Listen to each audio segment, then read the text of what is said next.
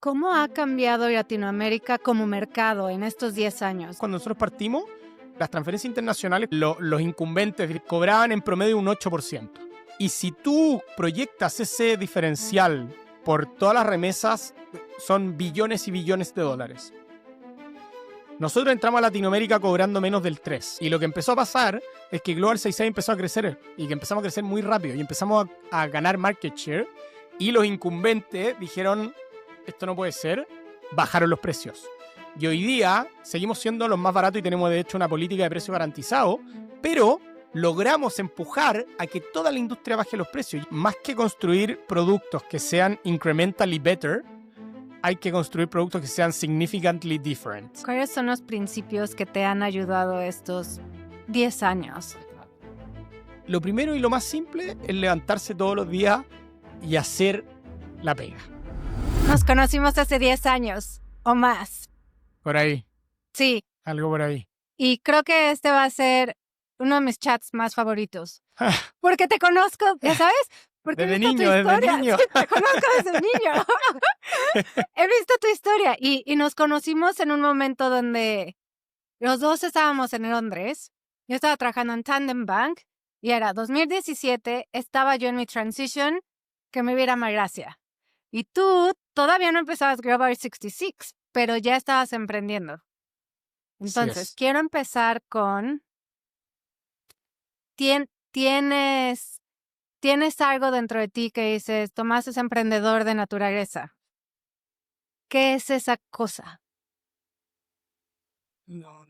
O sea, es algo como que me nace, ¿eh? Quizás, así mirando para atrás, en mi familia, vengo de familia de inmigrantes que escaparon de la guerra de Europa, de lo que vivía es Ucrania, una parte, y llegaron a Chile teniendo que emprender, no quedaba otra. Entonces, tanto por el lado de mi madre como de mi padre, siempre vi mis abuelos, mis padres, todos fueron emprendedores, entonces me imagino que eso de alguna manera inconscientemente te puede marcar desde pequeño, pero siempre me gustó desde chico, salía por la calle cerca donde vivía en la cuadra de la casa a vender cosas. Trabajé desde muy pequeño, fui a un shopping center a ver quién me contrataba a los 13 años Oh, y wow. partí trabajando de vendedor en una tienda. Después fui mesero en un restaurante. Después partí mi primera startup estando en la universidad. Fui DJ desde los 13 años con mi mejor amigo. Sí, O sea, lo trae. siempre me gustó hacer Sí, cosas, sí, lo trae, sí. agregar valor y así que de ahí puede venir. ¿Y por qué escogiste servicios financieros de todo lo que hay? Mira, medio por casualidad, yo partí en tecnología. Siempre creí, salí de la universidad, estudié ingeniería y siempre quise emprender en tecnología porque mi tesis era que a través de la tecnología uno puede simplificar procesos, hacer las cosas más eficientes, más económicas, mejorar la experiencia. Entonces, y partí con una empresa de software. De esa empresa de software saqué un spin-off que fue un e-commerce, que fue Cuponatic, que era el principal competidor de Groupon en Latinoamérica, y pasamos a ser hoy día somos el más grande de esa industria en Latinoamérica, que no es mucho decir porque es una industria que creció mucho y se fue al suelo, por decirlo en palabras educadas. Y, y bueno, en este proceso de emprendimiento, el año 2012 me invitan a hacer un programa en Columbia, en Nueva York, con puros emprendedores latinoamericanos y como la visión de Columbia con Endeavor y el Banco Santander, quienes lo organizaban, era hacer crecer Latinoamérica a través de emprendimientos de alto impacto. Y allá me encontré, dentro de otras empresas y emprendedores, con otros dos emprendedores chilenos que yo no conocía, se llamaban Cristóbal Forno y Nico Gallardo, y ellos habían partido una empresa que se llamaba Capitaria, que era un broker, imagínate como un eToro, para comprar acciones, commodities, moneda, trading, Sí. en Latinoamérica. Y historia corta, en ese minuto yo vendí parte de Cuponatic a un grupo sueco y Cristóbal y Nico nos invitaron a mí y a otro socio colombiano, amigo del mismo programa, a comprar una parte de Capitaria. Y compramos una parte y yo entré al directorio de Capitaria. Y ese fue mi primer como acercamiento un poquito más duro hacia el mundo financiero. Y algunos años después, Cristóbal se va en un viaje a Londres a conocer el ecosistema fintech. Te estoy hablando del año 2016, cuando esta industria, bueno, tú ya estabas ahí, donde las papas quemaban, pero la industria estaba en la práctica partiendo. Compañías como Revolut recién naciendo, Wise llevaba 3, 4 años. O sea, era early days de la industria fintech. Y Cristóbal me llama, vuelve a Chile un domingo en la noche, aterriza y me llama del aeropuerto. Yo estaba en cama con mi señora, con la Titi, viendo una película. Y nos íbamos a tomar un año medio sabático, nos íbamos a venir a Estados Unidos.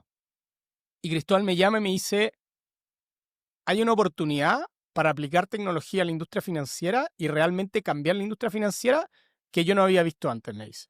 Nice. Y me dice, no te vayas a Estados Unidos, vámonos juntos a Londres y montemos un banco digital, una cuenta global, llámale como quieras, desde Londres hacia Latinoamérica. Bueno, en resumen, le dije, bueno, muchas gracias por pensar en mí. Déjame pensarlo, Corté el teléfono, le pregunto a mi señora, ¿Miami o Londres? Wow. Y me dice, Londres, 100%. A ella le gusta mucho la historia, entonces... Bueno, y para hacerte la historia corta, así fue. La estoy haciendo resumida y divertida, pero al final nos fuimos las dos familias a Londres a vivir un par de años. Y allá empezamos a conocer el ecosistema, siendo nada, le pedimos reunión a todo el mundo como te pedimos reunión a ti. Sí, yo me Y acuerdo. tú muy amablemente te juntaste con estos dos chilenos que no eran nadie, a almorzar en un restaurante en Londres para compartirnos un poco tu know-how. Así que nada, nunca lo voy a olvidar, fue parte de las semillitas con las que pudimos partir. Sí, no, yo soy tu fan. Y así, yo te sigo en LinkedIn y yo así de, ¡yay, yay! Súper. Oye, pero ese fue el principio. ¿Qué fue lo que cambió para que entonces estabas en Londres y de repente, exacto, no me sé tu historia, pero yo así, de repente te veo en LinkedIn y Tomás ya no está en Londres, ya está en Latinoamérica y tiene Global 66. ¿Qué pasó ahí? ¿Por qué no volvimos a Chile? ¿Por qué me volví a Chile? Pasaron varias cosas, pero desde el punto de vista del negocio Global 66 empezó a traccionar en algunos países de Latinoamérica. Al principio yo estando en Londres abrí toda Latinoamérica por mail y teléfono, contratando abogados, contadores en los distintos países, empezando procesos regulatorios, abriendo cuentas bancarias y empezamos a construir el equipo en Latinoamérica, el equipo de tecnología, construimos la plataforma, la versión 1 de la plataforma, etcétera. Y el equipo en Latinoamérica empezó a crecer. Y la verdad es que ya no tenía mucho sentido. Yo ya había firmado los primeros partnerships en Londres que fueron fundamentales para partir y ofrecer remesas a distintas partes del mundo, que son partners que hasta el día de hoy seguimos trabajando con ellos. Bien. Entonces fue fundamental, pero sentía que en ese minuto mi valor estaba mucho más estando en Latinoamérica con el equipo, con los clientes, en la operación, que estando en Londres, siendo que los primeros partnerships y lo que necesitábamos para partir ya estaba. Entonces, por eso decidí volverme a Chile y bueno, empezamos a hacer crecer el equipo en Latinoamérica y... ¿Cómo ha cambiado Latinoamérica como mercado en estos 10 años? Dices, bueno, 8, 10 años. Mira, yo te diría, Global 66 tiene 6 años desde que partimos, digamos, con el primer producto que fue Transferencias Internacionales. Y para que te hagas una idea, y de hecho hay un informe de la ONU que lo dice, que las transferencias internacionales cuando nosotros partimos, los incumbentes, digamos, las típicas casas que tú vas caminando y por no decir nombre, Sí. cobraban en promedio un 8%, ¿ya? Nosotros entramos a Latinoamérica cobrando menos del 3%, ¿ya? Y si tú proyectas ese diferencial por todas las remesas, son billones y billones de dólares. Y como te lo dice la teoría y los profesores, dicen que el precio es una ventaja competitiva de corto plazo, ¿ya? Y lo que empezó a pasar es que Global 66 empezó a crecer y que empezamos a crecer muy rápido y empezamos a ganar market share y los incumbentes dijeron, esto no puede ser, bajaron los precios. Y hoy día seguimos siendo los más baratos y tenemos de hecho una política de precio garantizado, pero logramos empujar a que toda la industria baje los precios y eso es... Para nosotros es un orgullo tremendo y estamos muy felices porque a pesar de que se perdió esa ventaja competitiva, creemos que tenemos otra, pero logramos impactar realmente a gran escala en las personas de Latinoamérica y eso es muy positivo. Entonces empiezan a pasar cosas así, como que los incumbentes se empiezan a poner al día en ciertas cosas y nuestro trabajo es siempre estar adelante. Primero, ser los más rápidos. Por ahí nuestro CTO siempre dice, las empresas grandes no le ganan a las pequeñas, ni las pequeñas a las grandes, las empresas rápidas le ganan a las empresas lentas. Entonces, nuestro desafío es ser los más rápidos en desarrollar tecnología, productos, siempre alineado a lo que necesitan los clientes, todo, para que los clientes nos elijan a nosotros versus lo otro. Y lo otro que es una frase que le escuché creo que al CPO de Nubank, me gustó mucho, que uno no tiene, o sea, más que construir productos que sean incrementally better, hay que construir productos que sean significantly different. ¿Ya? Que no lo había escuchado. Es muy bueno, porque al final tú puedes decir, mira, no sé, saqué una nueva tarjeta de débito al mercado. ¿Ya? Y la gracia de esta tarjeta es que es metálica o que es de un color, o que tú la puedes personalizar el color. Bueno, esa es una mejora incremental. ¿Va a cambiar el mercado y se van a venir todos los clientes a tu nueva tarjeta por eso? No, lo más probable es que no. Unos poquitos quizás que les llame la atención, pero no es algo que realmente vaya a mover a masas grandes de clientes hacia algo nuevo. Pero cuando tú construyes algo que es significativamente diferente, eso sí puede mover. Por ejemplo, nuestra Smart Card, que le llamamos, es la única tarjeta inteligente, la única Mastercard inteligente en Latinoamérica que te debita de la moneda que tú estás gastando. Entonces, si gastas en pesos colombianos, te debita pesos colombianos. Si gastas en euros, te debita de euros. Si gastas en dólares, y con eso te ahorras costos de FX y comisiones que muchas de las tarjetas te cobran. Entonces, es un producto que es bastante diferente. Sí. Bien. ¿Cómo has creado la cultura de tal manera, exacto, que vayan rápido, que tenga impacto, que sea diferente? Sí. No es se dice fácil, pero no lo es. Mira, cuando estaba en la universidad yo estudié ingeniería civil industrial y tenía puros ramos matemáticos, físicos, muy duros que me costaban muchísimo. Y llegamos a un ramo que era organización en la empresa, organización y comportamiento en la empresa, que era un ramo de recursos humanos. Decía, esto es demasiado fácil. Y llegas a la realidad y te das cuenta que es lo más difícil de todo. O sea, las matemáticas pasan a ser... El balance tiene que cuadrar. Si el balance no cuadra, bueno, tienes que encontrar dónde está el error y cuadrar el maldito balance. Pero en temas de personas, no hay nada escrito. Es todo complejo. Cada persona tiene su mundo, sus desafíos, sus propósitos, sus inquietudes. Y cuando eso lo extrapolas a muchas cientos de personas, se vuelve un problema mucho más complejo. Entonces, pero sí te puedo decir que hemos tratado de construir una cultura basada en ciertas cosas. Primero, densidad de talento, que es fácil decirlo, pero realmente tratamos de que nuestro proceso de incorporación de nuevas personas sea un proceso bien riguroso en que nunca nos vamos a asegurar 100%, pero que estemos que con una alta probabilidad la persona que esté entrando tenga el talento para realmente impactar. Y después tenemos procesos dentro de la compañía. Primero el proceso de feedback, que para nosotros es fundamental, el que las personas, que a los latinos no nos gusta mucho, decirnos las cosas a la cara y que nos digan las cosas a la cara. Bien. De manera, por supuesto que constructiva, transparente y todo, y con una metodología, pero empujamos mucho la cultura del feedback porque creemos que es la única manera que cada persona mejore en su rol y todos mejoremos como equipo. ¿Cómo haces eso? El proceso de feedback. Porque si dices, exacto, los latinoamericanos, eso aplica a todos. Primero lo medimos cuánto feedback está dando todo el equipo y lo empujamos. Yo, por ejemplo, me leí hartos libros al respecto y una de las cosas como más relevantes que vi para impregnarlo en la cultura es que partiera top-down, en el fondo que desde arriba lo empujáramos. Entonces yo todas las semanas agendo 2 o 3 feedback a alguien del equipo y generalmente no soy yo el que da feedback, yo pido el feedback. Digo, le agendo a alguien y mi título es, por favor, dame feedback transparente y directo y qué sé yo. Entonces, y recibo mucho feedback muy bueno. Muchas veces no es feedback directamente a mí porque de repente le agendo a alguien con el que yo no trabajo mucho en el día a día, pero sí aprovecho de sacar hartos insights y feedback de la compañía en general, de cosas que no están necesariamente funcionando bien, donde tenemos oportunidad de mejora y que sí. Entonces, y además lo hacemos con una metodología que es Start, Stop, Continue. Sí. ¿Lo conoces? Sí.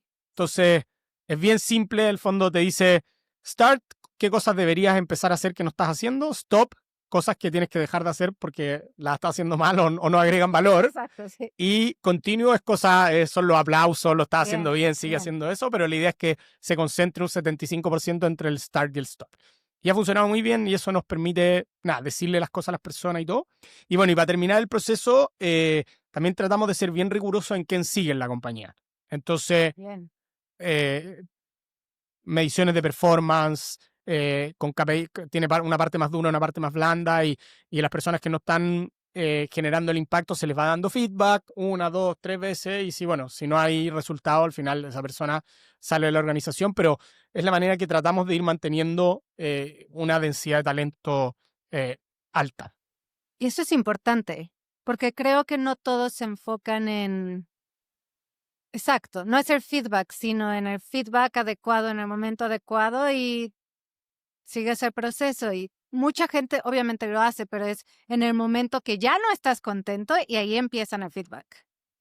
Sí, Y por eso tratamos de que sea continuo en el fondo y ese sea recurrente y las personas realmente sepan qué están haciendo bien, qué están haciendo mal, dónde están parados en la organización y... sí. ¿Cómo llevas tu equipo de producto? Porque ustedes son innovadores. Mira, te voy a ser sincero, nos costó mucho. Fue de las posiciones y de los equipos que más nos costó. Trajimos personas que eran expertas en producto y no nos fue bien. Como en general, como muy apegados a la metodología, by the book, muy heavy. Y nosotros, con Cristóbal, los dos, y como somos muy de delivery, ¿ya? Y nos gusta trabajar con Gantz y alguien de producto que tú le digas, oye, No, pásame tu Gantt, es no. como, te quieren asesinar, ¿ya? Sí, así me estás describiendo a mí. Sí, Y yo digo, es parte... Así, stop everyone. Parte de ser un product manager, también eres un project manager. exactamente, exactamente. Y yo así, porque también me han dado ese feedback, así de un Gantt, y yo así, Ya, yep. un Gantt. ¿Y cuándo va a estar listo? Sí. Alguien de producto te dice, no, pero si vamos a irlo mejorando todo el tiempo. No, yo quiero saber, man, dame la fecha cuándo va a estar esto. Sí. Y no listo es que el desarrollo, el software está listo. ¿Cuándo va a estar En el impactando mercado. en los clientes, en producción? Eso es lo que quiero saber. Bueno, entonces nos costó mucho, Sí. te diría, tanto la metodología como el liderazgo de producto. Y nos pasó algo, una anécdota, pero nuestro CTO inicial, en un minuto nos lo levantó Amazon y se vino a Estados Unidos. Oh. Y buscamos otro CTO, que nos funcionó muy bien. Y yo todo el tiempo hablaba todos los meses con nuestro ex CTO, o sea, ¿cuándo vuelves a Chile? ¿Cuándo vuelves a Global? ¿Cuándo vuelves a Global? Y después de un año, Regresó. un día me dijo, ok, vuelvo a Global. Y le dije, ok, pero ya el rol de CTO no está disponible, te tengo un desafío. Y es un tipo 100% de tecnología, que había trabajado en JP Morgan, en Amazon, full tech. Le dije, necesito que te hagas cargo de experiencia, le llamaba, porque era la experiencia end-to-end del cliente, pero en la práctica una componente muy relevante era producto. Y él se pone la 10, la camiseta y vamos para adelante y el desafío que sea. Y al principio estaba muy incómodo en su rol, evidentemente, pero de a poco le fue tomando y es un tipo como muy ordenado, muy metódico, muy de escribir documentos, muy de... y hoy día te diría que tenemos un equipo de producto liderado por una persona de tecnología. Por supuesto que tiene abajo su equipo, sus heads y todo, vienen del mundo de producto, pero también personas que desde el principio dijimos, acá no funcionamos como un equipo de producto by the book. Nosotros tenemos nuestra propia metodología y es esta y ¿Te hace sentido? ¿Quieres trabajar en...? Y entonces hoy día tenemos los heads de producto, si bien vienen de producto, están totalmente on board de la metodología global, digamos, que no es nada de la NASA, pero tenemos nuestra propia metodología y te diría que hoy día funciona muy bien, muy bien.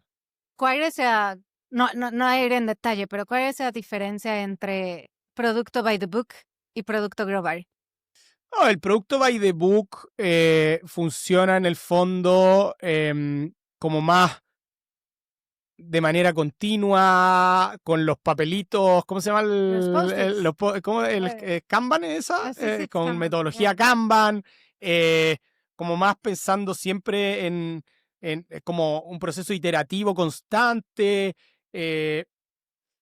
donde el product owner o PO tiene mucho como el ownership del producto para adelante. Nosotros funcionamos mucho más como proyecto. Entonces, le abrimos a toda la organización puede subir business cases. Puede decir, mira, yo quiero lanzar tal o cual producto, o yo quiero integrar tal o tal partner.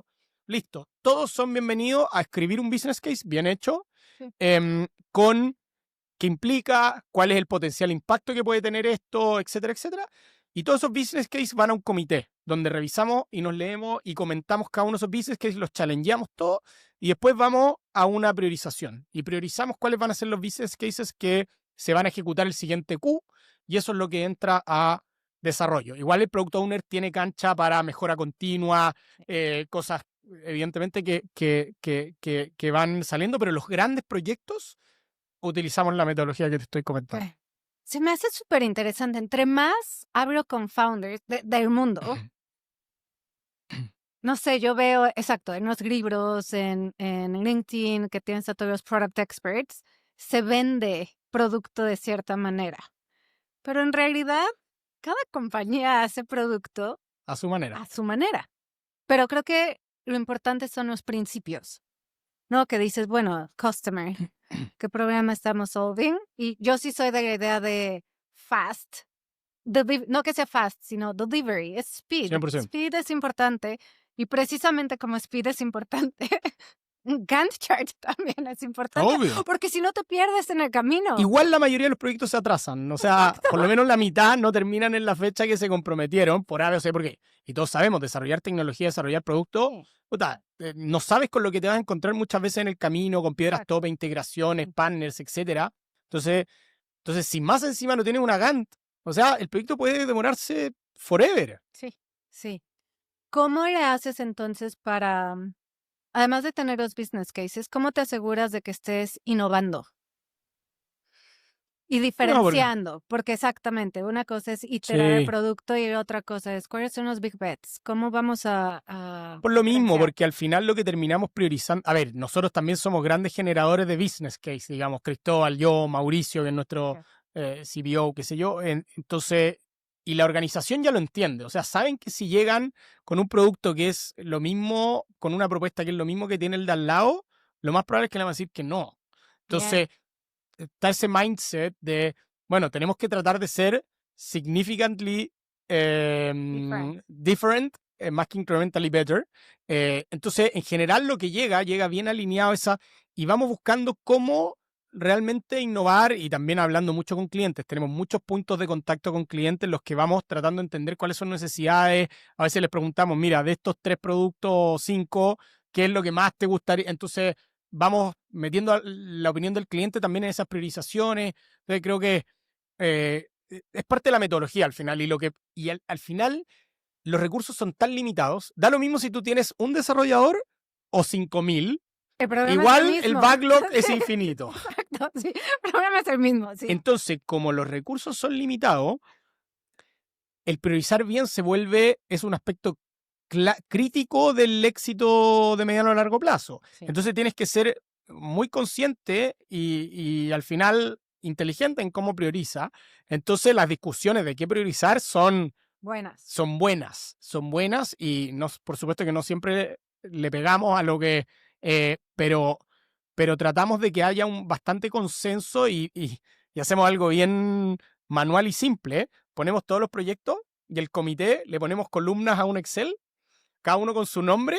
Decimos ya, si son 30, por ejemplo, proyectos los que están, bueno, cada uno tiene que poner prioridad del 1 al 30 y después el con menor puntaje, bueno, después hacemos una calibración final donde con Cristóbal y Mauricio nos sentamos y decimos ya, y le metemos un poco la mano, digamos, según nuestra visión, pero lo increíble es que te diría que en un 70-80%, todas las personas que estamos en ese comité estamos bastante alineados por lo menos de los 3, 4, 5 proyectos más relevantes. O sea, eso todos los votamos. Okay. Siempre todos, prácticamente todos votamos con una prioridad muy alta 3, 4, 5 proyectos. Entonces, eso es como un no-brainer que hay que hacerlo. Ok, sí.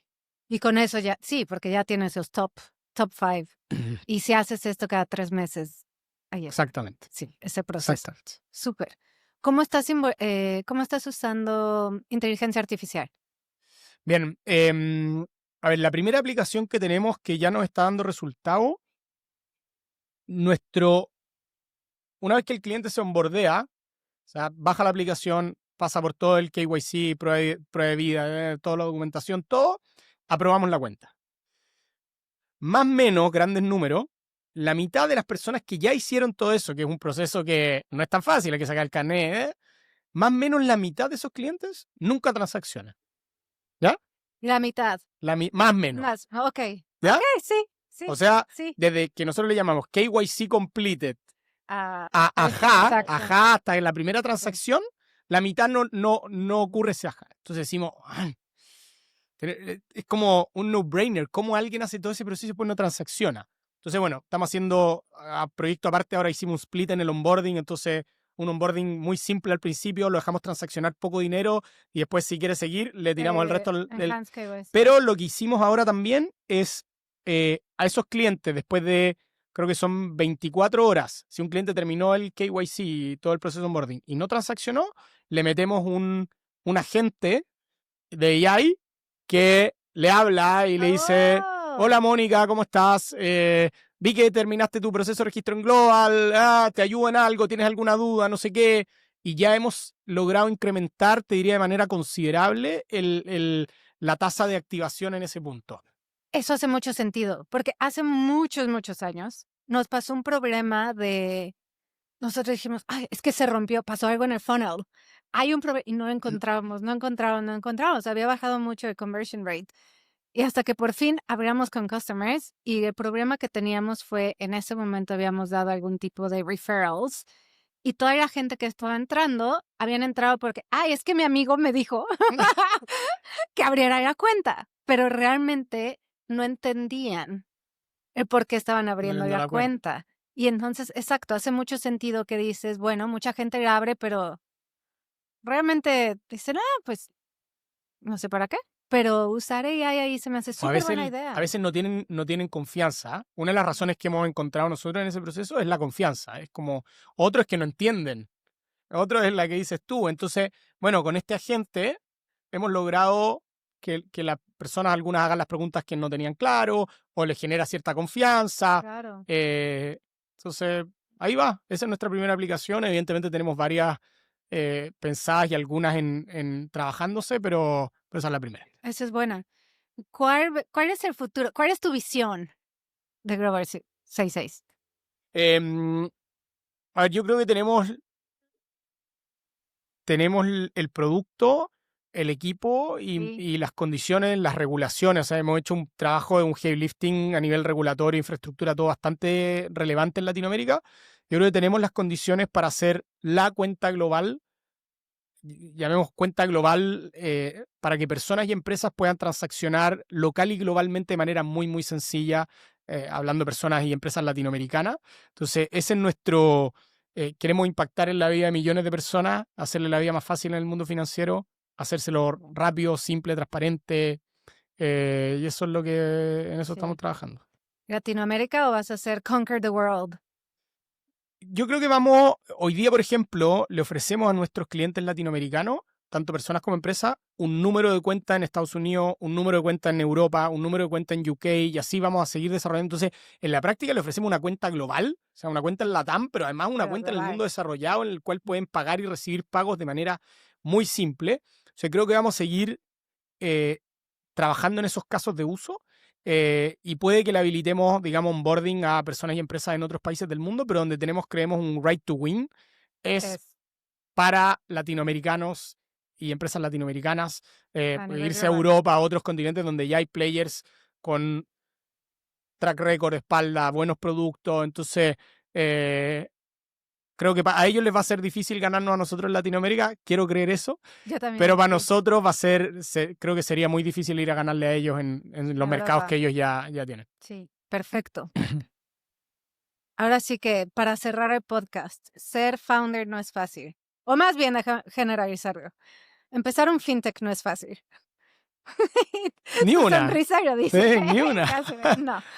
No lo es fácil. ¿Pero qué es fácil? Siempre por eso dicen, escoge tu difícil, ¿no? Sí. Entonces dices, bueno, ¿cuáles son los principios que te han ayudado estos 10 años? Uy, yo llevo emprendiendo como más de 15 en 15 otras cosas, o años. sea, Sí, tecnología, sí, sí. e-commerce y ahora, pero, y te diría que la industria financiera tiene su particularidad, que es, estás trabajando con la plata de las personas y de las empresas, y eso le da o sea, una empresa de software, si quiebra una empresa de software, puta, hay personas que se van a quedar sin trabajo, ¿verdad? Todo, empresas quizás que se van a quedar sin el servicio del software, pero no es algo tan grave. Cuando tienes el dinero de las personas y de las empresas, tienes Sí, una responsabilidad 10 por la que tienes, creo, en una empresa normal. Es como un hospital la exacto, sí. medicina. O sea, Sí, sí. eso es peor, creo, porque estás jugando con la vida de la persona, nosotros con el dinero, ¿no? Sí, un Pero, poquito menos. pero es una responsabilidad muy grande y por ende, y eso conlleva regulación, que es también algo bien, digamos, un proceso difícil, que requiere un montón de tiempo, capital, etcétera. Pero dicho eso, creo que el emprender en general necesita principios, como dijiste tú, como bien transversales, independiente de la industria. Eh, lo primero y lo más simple es levantarse todos los días y hacer la pega, trabajar. Aquí dicen, hay muchos que ven la macroeconomía, se meten en la política y cómo está la economía del país. Yo digo, "Man, da lo mismo, porque es algo que nosotros no controlamos, los emprendedores, digamos, la mayoría de las cosas. Entonces, nos toque bailar con la linda, nos toque bailar con la fea, haya viento a favor, el dólar esté alto, esté bajo, esté el gobierno que nos guste, o esté el que no nos guste, nos toca levantarnos y ese es lo principal es levantarnos todos los días, darle para adelante, Trabajar. trabajar, enfocarnos en lo que es relevante. Creo que bueno, la resiliencia en ese proceso es hiper relevante.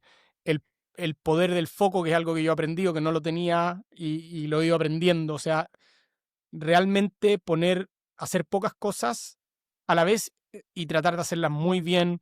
eh, el construir un equipo, uno solo no hace nada. O sea, No. si quieres ir rápido, anda solo. Si quieres llegar lejos, anda acompañado. Ese es un dicho bien y bien cierto. Entonces, realmente construir ese mejor equipo, creo que hace toda la diferencia en el medio y largo plazo si vas a ser capaz de impactar, llegar donde quieres llegar o no. Y nada, ese es parte de mi foco hoy día y creo que es muy relevante. Eso te diría. Preocuparse del cliente. O sea, realmente hay muchas empresas y la mayoría hablan, no, que el cliente está al centro. La verdad es que los que lo ponen realmente al centro no son muchas. Yo no sé si nosotros somos un ejemplo, no lo creo, pero sí hacemos ciertas cosas. Yo reviso, por ejemplo, todos los días todos los canales de input del cliente. O sea, todos los reviews que nos dejan en redes sociales, en las stores, todas las encuestas de feedback. ¿Qué es lo que y eso, y también hay canales bien directos entre servicio al cliente y producto, operaciones. Me llegan reportes todos los días de transacciones que están paradas por avios emotivos. O sea, estamos muy metidos en lo que le pasa al cliente para tratar de que esa experiencia, siempre he dicho, si la experiencia es muy buena, puede estar creciendo no al ritmo que te gustaría, pero you're gonna get there. Sí, ¿Sabes? Porque sí. clientes felices, lo más básico del mundo, hablan y le cuentan a otros y eso hace crecer la bola y tarde o temprano vas a llegar donde quieres llegar, pero no perder esa esencia de realmente preocuparse que el cliente tenga una buena experiencia, el medir el NPS, el CSAT como las principales métricas de cliente y tenerlas bien trabajadas y ir mejorando esos procesos de cara al cliente, creo que es fundamental. Perfecto. Creo que es la mejor manera para terminar. Súper. Bien, Muchísimas gracias, Tomás. gracias a Todo un ti. placer. Para mí, Gracias. ¿ah? Gracias a ti. Gracias, gracias.